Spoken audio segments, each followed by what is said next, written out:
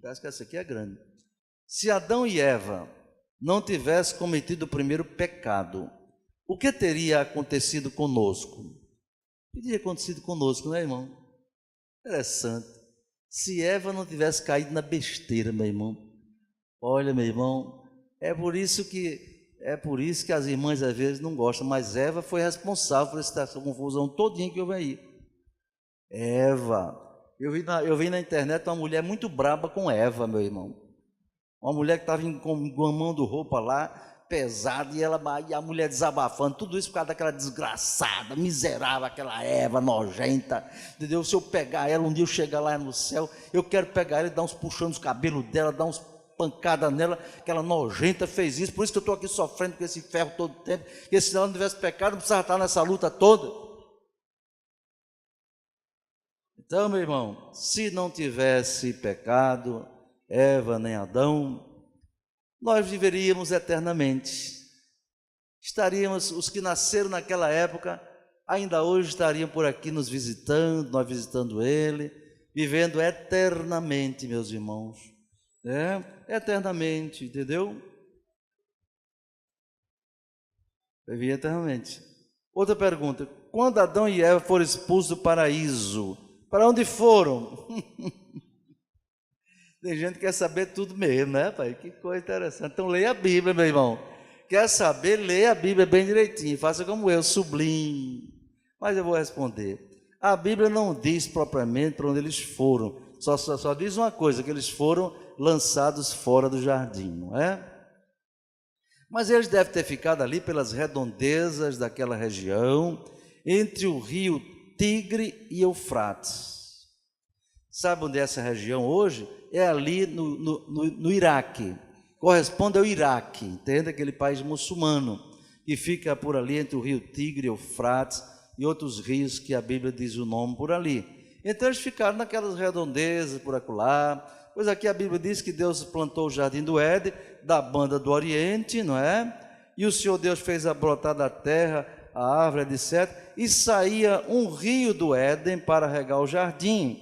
A Bíblia mostra aqui a localização geográfica. Se você pegar um mapa, não é? Diz assim que o rio que saía do jardim se dividia em 4 braços. O nome do primeiro é Pison, que rodeia a terra de Avilá. Isso é geografia bíblica. Quando eu dou aula eu explico bem direitinho, não é?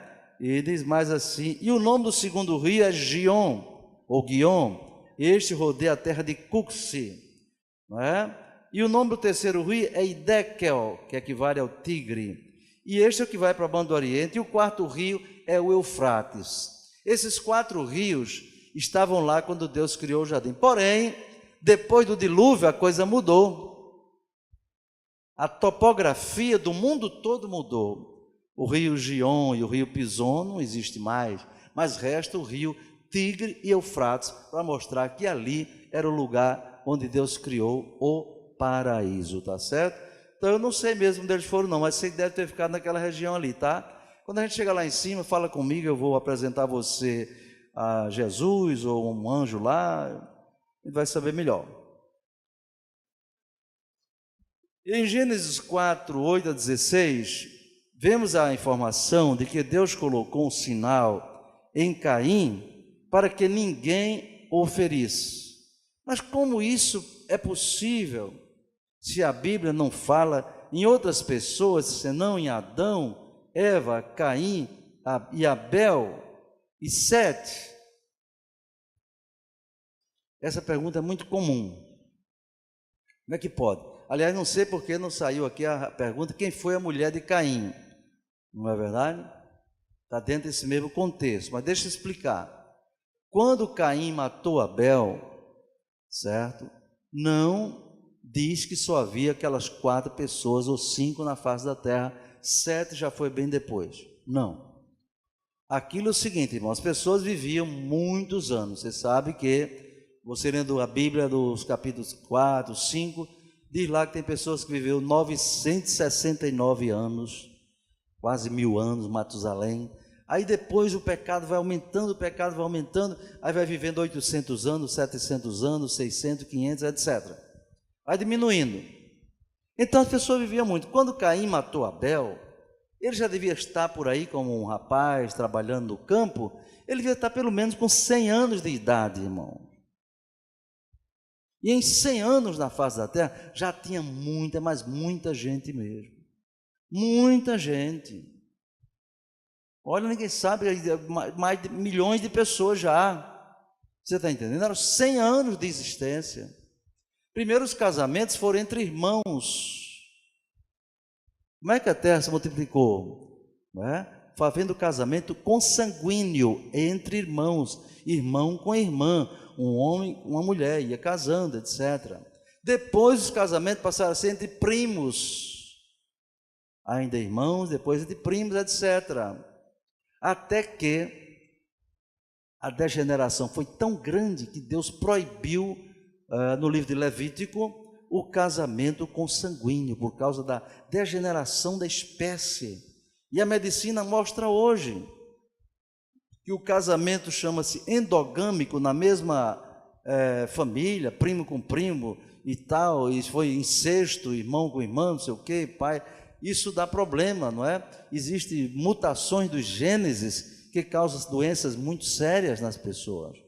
Entende? Se você abrir o capítulo 3 de Gênesis, leia lá com calma, e o capítulo 5, diz que Adão teve filhos e filhas. Agora, nota outro detalhe, a Bíblia só cita o nome daqueles personagens que são relevantes para a história. Os outros ele não cita. Por exemplo, Adão teve filhos e filhas, diz o texto. Aí eu pergunto a você, quantos? Você pode ler isso no capítulo 4 do Gênesis. Aí você tem a genealogia de Sete. Este é o livro das gerações de Adão. No dia em que Deus criou o homem, a semelhança de Deus o fez, macho e fêmea os criou, e os abençoou, seu nome Adão, etc. Adão viveu 130 anos, olha aqui, e gerou um filho à sua semelhança, e chamou o seu nome Sete. Sete só nasceu, querido, depois que Adão tinha 130 anos. Está vendo aí? Então Caim e Abel, Caim matou Abel, ficou só Abel. Adão e Eva, mas vezes assim, dos filhos de Caim e tal, foram nascendo, irmãos e irmãs, etc., e foram casando. Mas já no capítulo 4 já diz, que Adão gerou filhos e filhas, não se sabe quantos, está certo? A prova que tinha muita gente ali, veja bem, o Senhor, porém, dizendo a Caim, depois que Caim matou Abel, portanto, qualquer que matar a Caim, 7 vezes será castigado, certo? Qualquer que matar. Então observe, Caim, Abel, não tinha 7 ainda não, 7 foi 130 anos depois. Então tinha Adão, Eva, Caim e Abel. Primeiro, Caim matou Abel, aí você diz, ficou só 3? Não, observe o texto bíblico, por isso que é bom ler sublinhando. Qualquer que matar Caim será castigado 7 vezes. Pergunta, se tinha só Caim e Abel, quem é que ia matar ele? Adão e Eva não ia matar. Abel já estava morto, mas Deus disse, qualquer que matar Caim será castigado 7 vezes. Então, já tinha gente na terra que podia matar Caim como vingança. O próprio Caim disse, Gênesis 4,14, hein? Eis que hoje me lanças da face da terra, e da tua face me esconderei. Preste atenção agora. E serei fugitivo e errante na terra, e será que todo aquele que me achar me matará? Quem é todo aquele? Gente que já tinha lá. Caim tinha medo de ser morto. Então é bom você anotar isso, porque aqui eu estou dando dicas, irmãos, respostas para esses meninos que estudam nas escolas, nas faculdades, para vocês que são adultos, responder aos incrédulos por aí, e a crente que não lê a Bíblia, que aliás é a maioria, lamentavelmente, meu irmão, terrível isso. E mais, e pôs o Senhor um sinal em Caim para que não ferisse qualquer que o achasse. Então já havia gente que podia pegar Caim. Ainda o 4,12, quando lavares a terra, não te dará mais a sua força, fugitivo e errante serás na terra, Deus disse. 4,12, Agora 16. E saiu Caim diante da face do Senhor e habitou na terra de Nod, com N maiúsculo, da banda do oriente do Éden. A Bíblia diz: e conheceu Caim a sua mulher e se habitou na terra de Nod. Aí tem gente que pensa que conhecer a mulher aí encontrou ela para namorar, começar. Não, conhecer quer dizer teve relações. Quando Caim matou Abel, ele já era casado. Conhecer aí quer dizer ter relações. Entendeu? Vamos lá, a quinta pergunta. Se após a morte de Caim, somente são citados como filho de Adão e Eva, e o próprio Caim e Sete, como nasceram outras pessoas? Creio que já expliquei, né? Já expliquei. Sexta pergunta. O jardim do Éden continua na terra? É guardado por quem? A arca da aliança indica o poder de Deus na terra. Ela está no céu ou na terra? Perguntinha difícil. Primeira coisa, o jardim do Éden continua na terra, já expliquei. É guardado por quem? Deus mandou um anjo guardar, com a espada flamejante, não sei quem é. A arca da aliança ainda indica o poder de Deus na terra? Não posso dizer que ela indica, porque ninguém sabe nem onde está a arca. Ela está no céu. João viu a arca no céu. João viu a arca da aliança no céu. Então, ao que tudo indica, ela foi trasladada para o céu. Existe um filme, já viram um filme que fala sobre a arca perdida, não é? Que diz que a arca está lá na Etiópia, lá guardada num lugar, um bocado de cobra, não sei o quê. Aquela especulação. Há outros que dizem que ela está na Etiópia, guardada por uns judeus lá. Eu não posso dizer isso, sabe, irmão? O fato é que não há uma explicação mais direta sobre onde está a arca. Apenas essa pista do Apocalipse de que eu vi a arca da aliança lá. João diz isso. Sétima pergunta. Quando formos arrebatados, vamos subir de quê?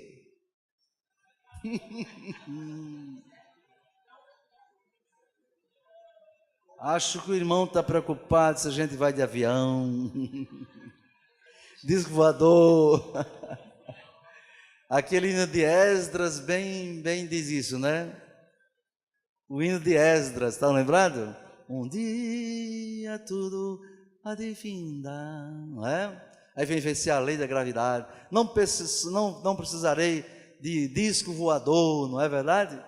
Não, irmão, nós vamos subir, vamos vencer a gravidade pelo poder de Deus, sem auxílio de qualquer veículo ou meio humano. Vamos subir do mesmo jeito que Jesus, lá em Atos capítulo 1, quando ele se despedia dos discípulos, estão lembrados?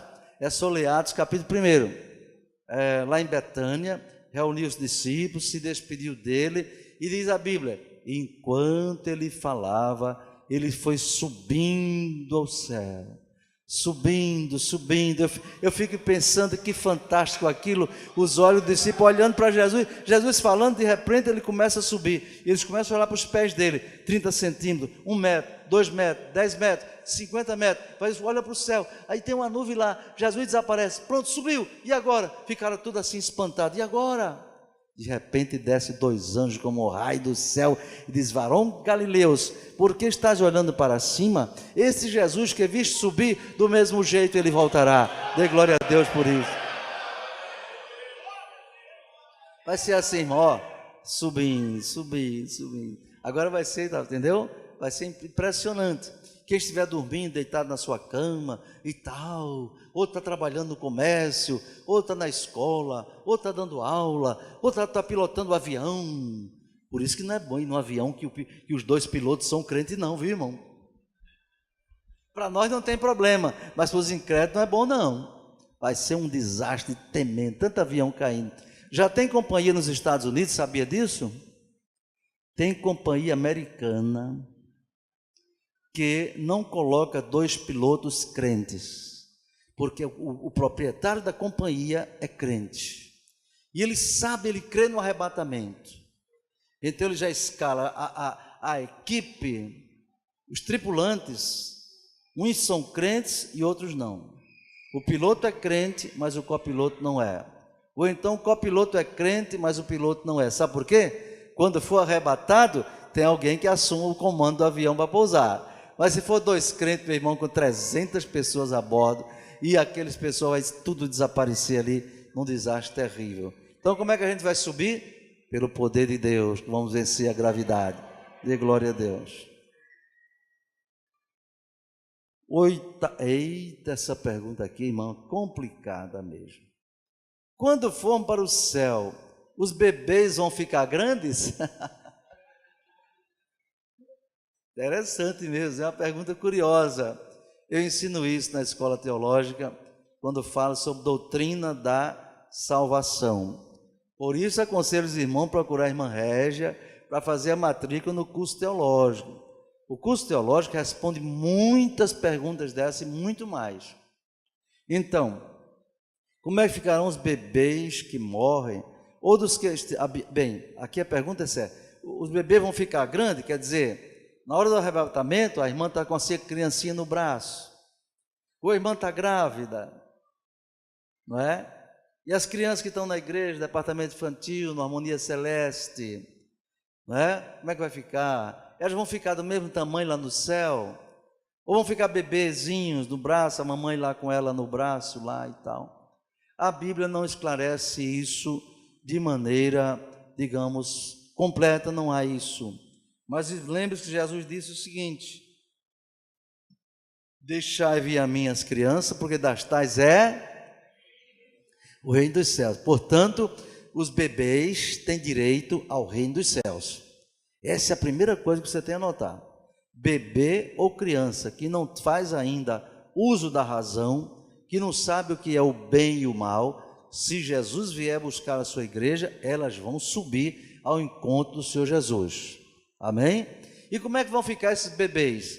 A Bíblia não fala, porém, existe teólogo que explica o seguinte: Deus não vai excluir os bebês do plano da salvação. Não. Se das tais é o reino dos céus, então elas estão dentro do plano da salvação. Agora, como vai ficar elas lá, não sabemos. Agora, a Bíblia não dá indicação que lá no céu tem jardim de infância. Lá no céu também não tem creche.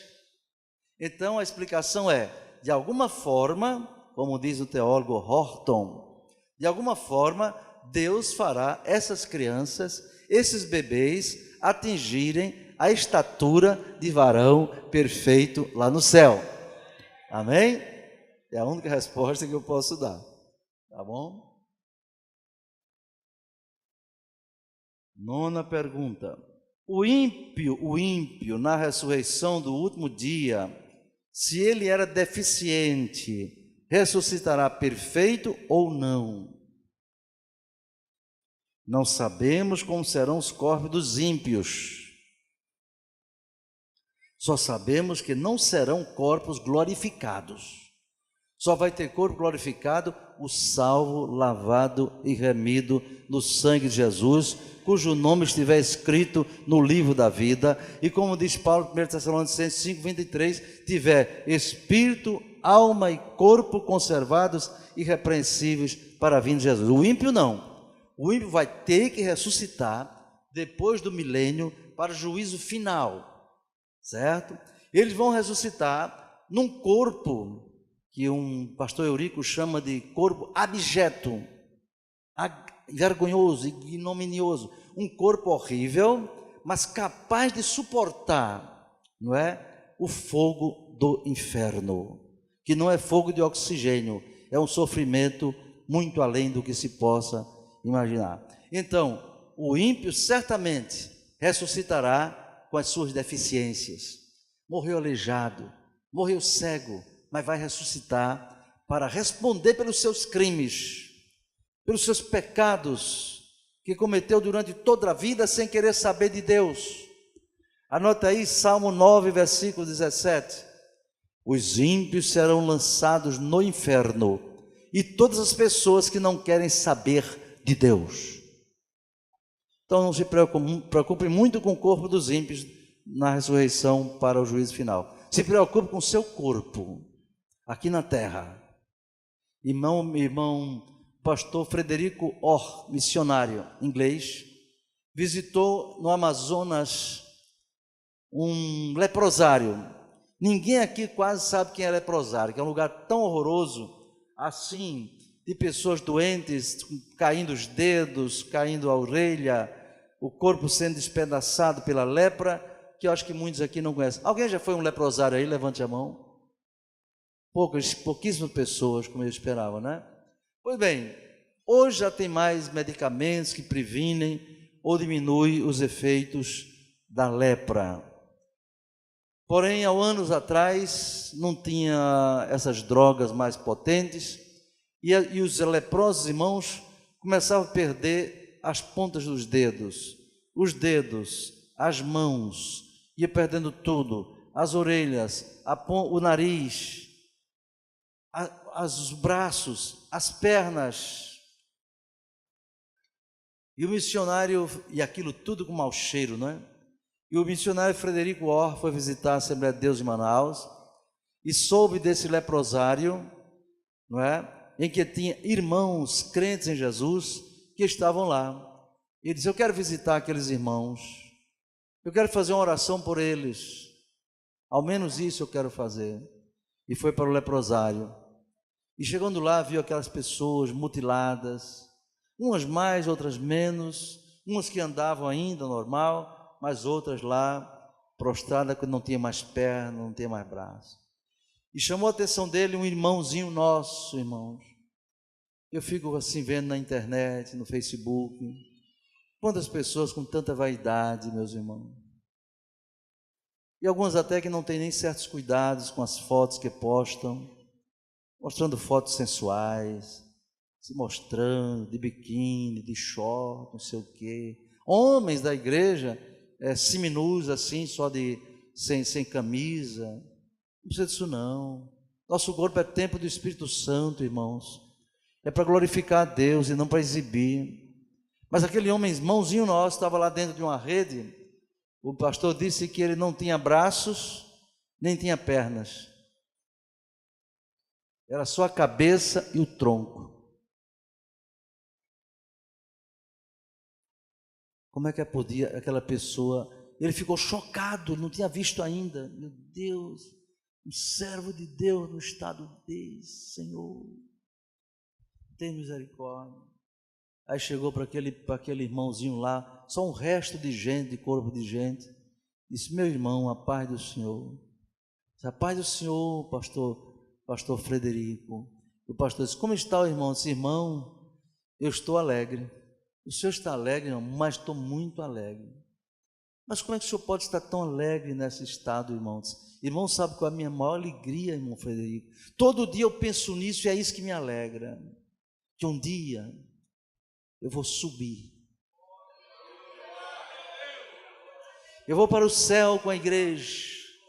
E lá o meu corpo não será este. Lá será um corpo perfeito, renovado por Jesus. Dê glória a Deus. Cuidado com o seu corpo, irmãos. Seu corpo não é manequim para você andar desfilando, nem para pendurar isso ou aquilo, não, Senhor. Seu corpo é templo do Espírito Santo. E o corpo do crente, sim, vai ressuscitar glorificado. Se morreu com câncer, não vai ser câncer, não. Na ressurreição serão corpos perfeitos, diz a Bíblia, semelhantes ao de Jesus ressuscitado. Filipenses 3, 21. 10. Não sei bem para que esse irmão quer saber isso, mas eu me comprometi a responder, né? Onde é o inferno? Eu sei lá, você quer saber onde é o inferno? Não, eu sei onde é o céu. Mas a resposta é... Não, eu quando vou responder essa pergunta, às vezes eu digo: Jesus, para que esse irmão perguntou isso? Mas tudo bem. Não sabemos, mas sabemos de uma coisa, que o inferno é um lugar oposto ao céu. O céu é para cima e o inferno é para baixo. Provérbios 15, 24. Eu não estou mandando vocês ler, porque eu transcrevi. Diz assim, ó, presta atenção. Para o sábio, o caminho da vida é para cima, para que ele se desvie do caminho do inferno que está embaixo. Em resposta, o inferno está embaixo. Anotou? Você fez a pergunta e outra. Provérbios 15, 24. O inferno está embaixo, o céu está em cima. Para cima só vai quem sobe, para baixo só vai quem desce. Não é verdade, irmão? Então só existem duas igrejas. A igreja que vai subir para o céu e a que vai ficar para baixo. A que vai subir vai para o céu, a que vai ficar vai para o inferno. Então você escolhe qual é a igreja que você quer. Quer namorar com descrente? Então você vai ficar. Quer fazer sexo antes do casamento? Você vai ficar. É fora do casamento que você faz sexo? Vai ficar também. Você é quem escolhe. Deus é muito bom, não vai lançar ninguém no inferno. De fato, Deus não vai lançar. Você é quem escolhe. Você que tem direito de escolher. Se quer ir para o céu, quer ir para o inferno. Jesus disse: entrai pela porta estreita, porque estreita é a porta e apertado o caminho que conduz à vida, e poucos há que eu encontro. Enquanto que larga a porta e espaçoso o caminho que conduz à perdição, e muitos são os que entram por ela. Escolha, não é, irmão? Novo convertido, você escolher o caminho estreito ou o caminho largo?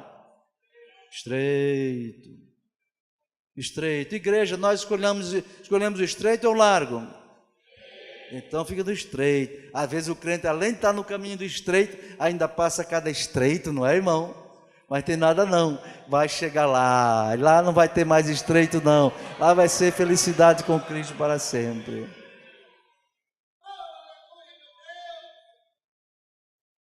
Aqui é verdade, isso é a pergunta de um cantor, de uma cantora, só pode ser. É verdade que antes da leitura oficial, quem tiver a oportunidade para cantar, não pode deixar um versículo para a meditação da igreja? Desconheço esse versículo. Conheço não, essa norma. O irmão vem cantar um hino, irmãos, antes de cantar, eu quero deixar uma saudação para a igreja, um versículo, tem nada demais. Agora, tem pastor que é tão radical que diz: não, vai cantar não, porque você veio cantar, não é para citar versículo. Meu irmão, tem gente que o céu dele, o caminho é mais estreito do que de Jesus, porque ele é mais santo que Jesus. Eu igual, sangue de Cristo.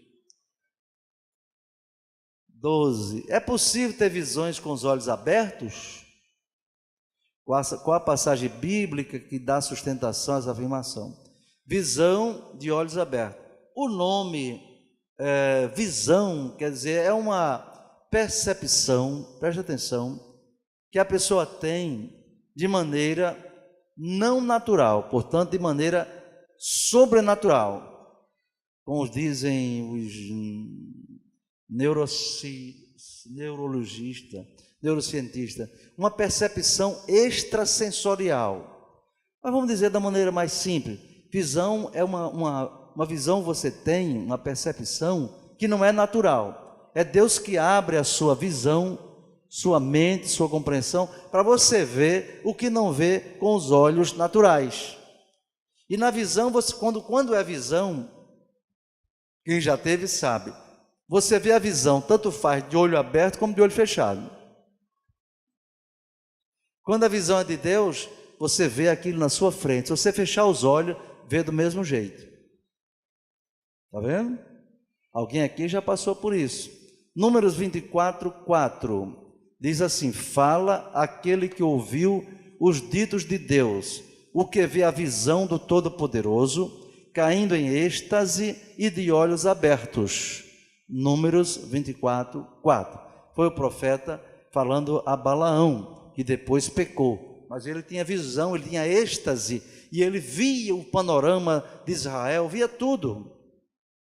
Está certo, meus irmãos? 13. É necessário identificar-se no envelope destinado ao dízimo. Então você vê aqui, tem pergunta de irmãos da vida prática da igreja. É necessário você que é membro da igreja, coloque o seu dízimo no envelope, colocar o nome? Não. O dízimo é uma prova da sua gratidão a Deus e da sua fidelidade ao Senhor. Agora, a Igreja Assembleia de Deus do Rio Grande do Norte, Tomando, por exemplo, a igreja de Parnamirim, que foi quem primeiro instituiu isso, requer dos seus obreiros que o seu envelope de dízimo coloque o seu nome lá. Pastor Otávio, pastor Elinaldo, pastor Domingos, pastor Macena, e todos, enfim, colocam os obreiros. Por que isso?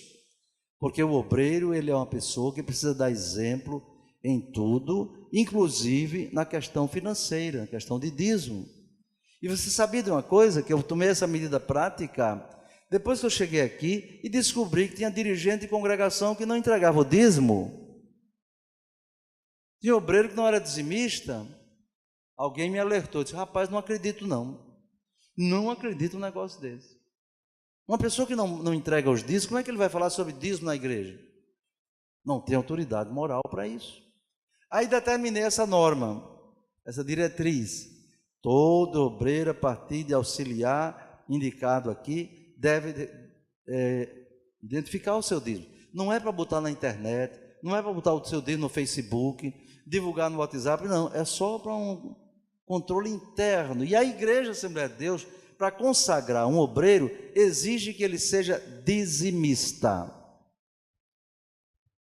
Tem que ter comprovante de dízimos, que paga o dízimo. É interessante, irmão, depois que coloquei essa norma, aí os dízimos aumentaram 30%, mais de 30%. Não teve aumento de salário, e o dízimo aumentou, quer dizer, alguém estava deixando de declarar o dízimo.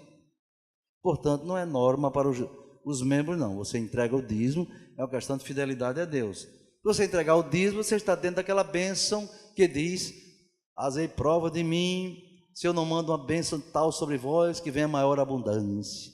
Você que sabe. Não quer pagar o dízimo, meu filho? Não pague. Também as bênçãos você não vai ter. O problema é seu. O que é preciso, aqui é interessante, viu? Aqui é doutrina pura. O que é preciso fazer para os nossos pensamentos não nos atrapalhem na aproximação do nosso Deus? Quer dizer que, de fato, tem hora que os seus pensamentos atrapalham, não é? Vem tentações, vem vontades estranhas, vem pensamento ruim, e aí você não tem aquele ânimo para orar, buscar a presença de Deus, e o pensamento está na tua cabeça. Esse aqui não deu tempo de transcrever. Filipenses 4, vamos lá. Agora chegou a hora de abrir a Bíblia, porque eu não estou dando de bandeja, não. Filipenses. Filipenses, capítulo 4.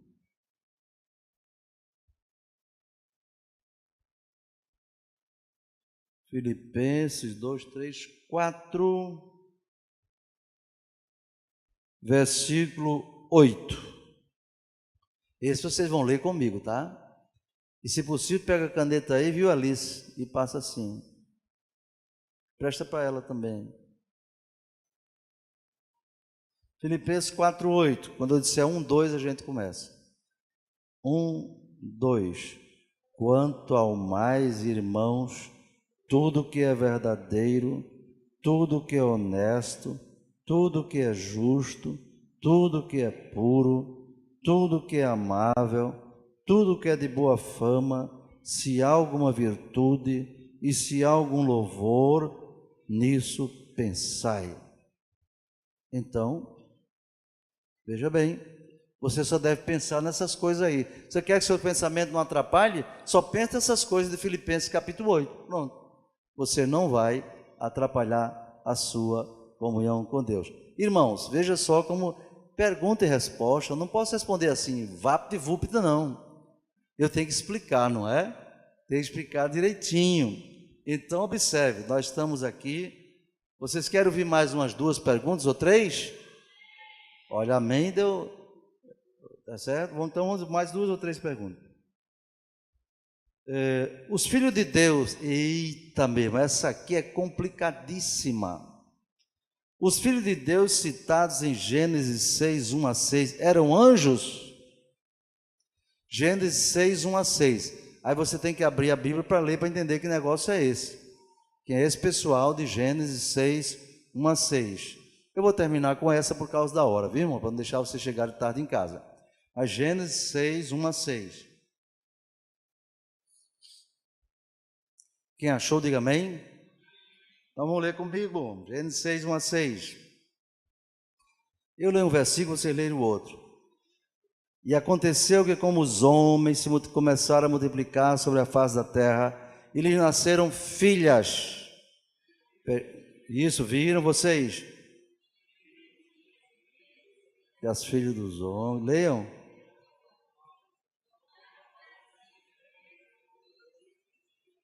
Então disse o Senhor: não contenderá o meu espírito para sempre com o homem, porque ele também é carne, porque os seus dias serão como 120 anos, vocês.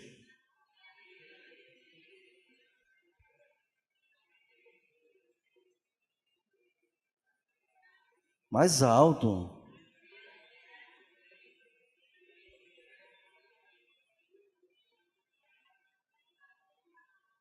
Tá bom, basta ter esse versículo. Então o texto está dizendo que antes do dilúvio, não é? Os filhos de Deus se uniram às filhas dos homens e nasceram gigantes, antes e depois desse negócio.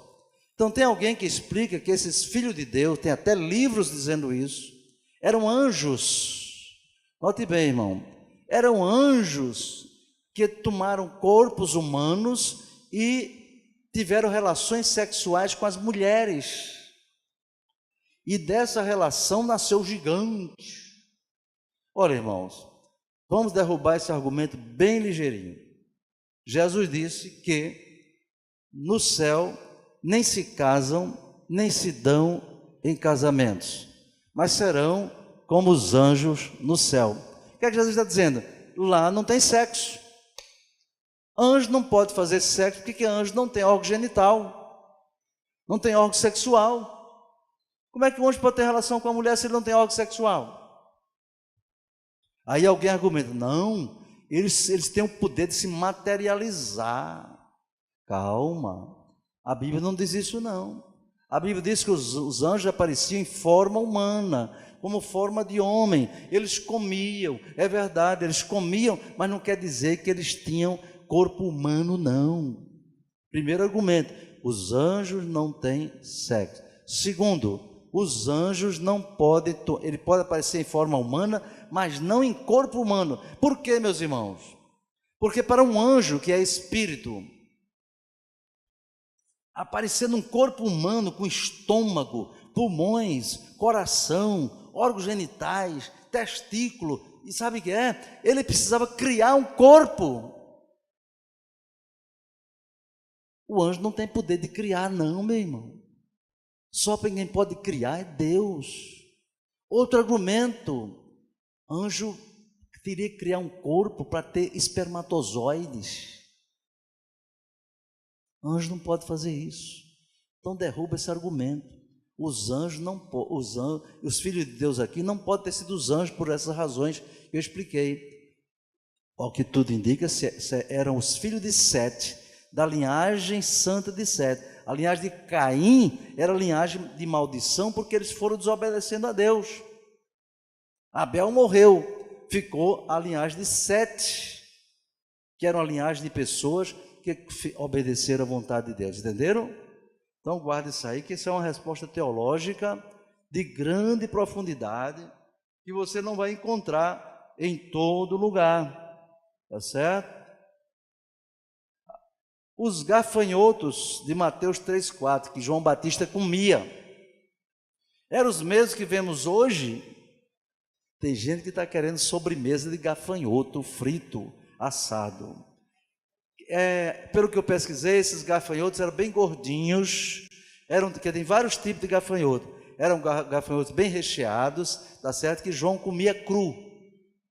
Mas tem gente ainda hoje que come gafanhoto. Portanto, se quiser fazer uma experiência, comer gafanhoto, pode comer. Agora lave bem direitinho, entendeu? E pode comer os bichinhos, né? Tá certo. O início do fim ainda irá acontecer ou já está acontecendo? Resposta: creio que já está acontecendo por causa dos sinais. Mas todas essas coisas são os princípios das dores. E lá Mateus 24:8. Eu acho, irmãos, meu entendimento, aí é uma opinião minha, que o mundo está vivendo os princípios das dores, entende? Princípio das dores que antecedem a vinda de Jesus. Bom, vou ficar aqui na pergunta número 18.